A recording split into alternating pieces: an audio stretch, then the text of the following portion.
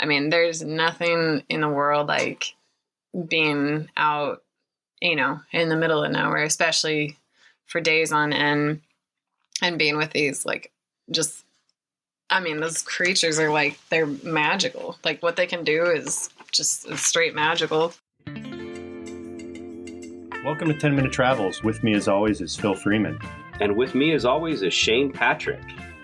And today we're going to be talking to Emily Maxwell, Iditarod Musher. Let's get right to it, shall we? So, had they not gotten the message that you had hit your...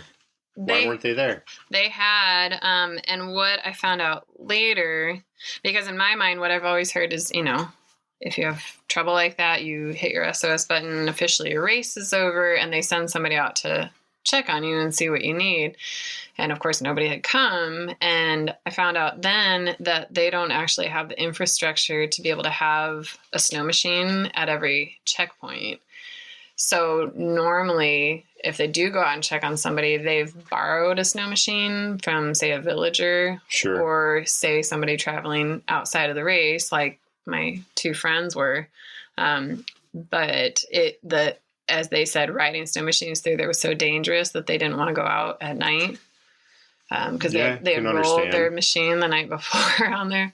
And so they sent them out in the day, and that was it. But, you don't know that when you're sitting out there on the trail. I'm just like scared, and I don't know what's going on. The other thing with the dogs is that, after that many days of running that far, their metabolism is super high, so that's why, feeding them every 2 hours keeps that weight on. But, now it's been 6 hours since they had eaten. Right. They need a snack. Yeah. And, after a few hours, you go and lift their coats up, and, you start to see that bottom rib coming out where it wasn't before. And then a few more hours, a little bit more, and it was like, I can't wait anymore. I got to feed them. I'm like, I'll walk in there and get food and walk back and if I have to, So yeah, that was kind of long story short of how my race went down this year. So when an Iditarod official says, just so you know, there's some tussocks up ahead, it's like when a doctor says, this might sting a little. Yeah, it's a little, you don't want to alarm anybody, but I think the reality should be conveyed a little bit more thoroughly than it was. With all of your experience, having run the Iditarod and trained dogs and all that, and if somebody's listening to this program and is thinking about getting into it, what kind of tips would you have about mushing and racing and just dealing with a dog team? For one, you have to be really mentally and emotionally flexible, I would say, because things don't always go the way you thought they were going to, that's true with a lot of things in life. And the other thing is that you have to be like 100,000% dedicated, because that truly is your entire life. You don't go on vacation. You don't go do anything that's not about the dogs. Even when you're running into town, it's to go get dog food or get salve or pick up booties or whatever. And all your money will definitely go to the dogs. There's really not much left for you. But, all that said, and all the hard work, and not get even, in training, you hardly ever get enough sleep for yourself. But there's nothing in the world like being out, in the middle of nowhere, especially for days on end, and being with these, those creatures are like, they're magical. Like what they can do is just straight magical. And to be out there and to see these places in the world that most people will never, ever see, certainly not by dog team, out in the middle of Alaska, and on the Bering Sea coast, it's like, you can't compare anything to that. A lot of times people say, oh, what's the Iditarod like? And I said, it's not like anything.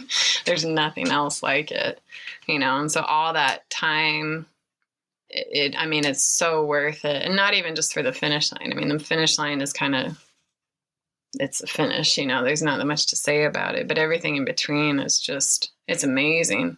And the things that you take from that experience into the rest of your life is just, it's hard to explain. So it's worth it if you really want to dedicate yourself, but you have to be dedicated through and through. There's just no other way to do it.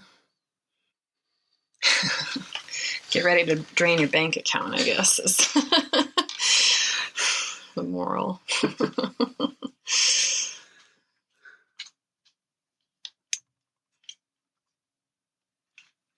I think that about wraps it for me. That was a fantastic journey I went on the Iditarod tonight. I never felt it like that. I will say the first year, my rookie year, when I finished that race, I finished at about 5 a.m. And that last run is about 70 miles from White Mountain is the last checkpoint to the finish. And about 10 miles out of Nome, you come up over Cape Nome and you can see down onto the sea coast, and you see Nome way off in the distance. And the kind of crazy making thing about that last run is you see Nome the entire time. It looks like it's like a mile away, but it takes another hour and a half to get there. But the dogs start sensing it and they get really excited. They were starting to run, 10 miles an hour again after averaging 7, for most of that race. And maybe 2 miles outside of Nome, I looked up out of the corner of my eye and I saw the northern lights out.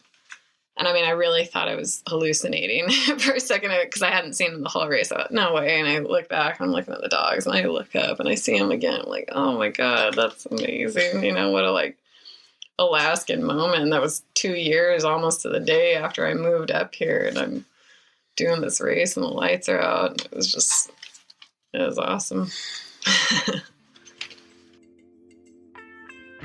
That was Emily Maxwell. If you want to learn more about Emily or any of the other things we do at 10 Minute Travels, please check out 10minutetravels.com.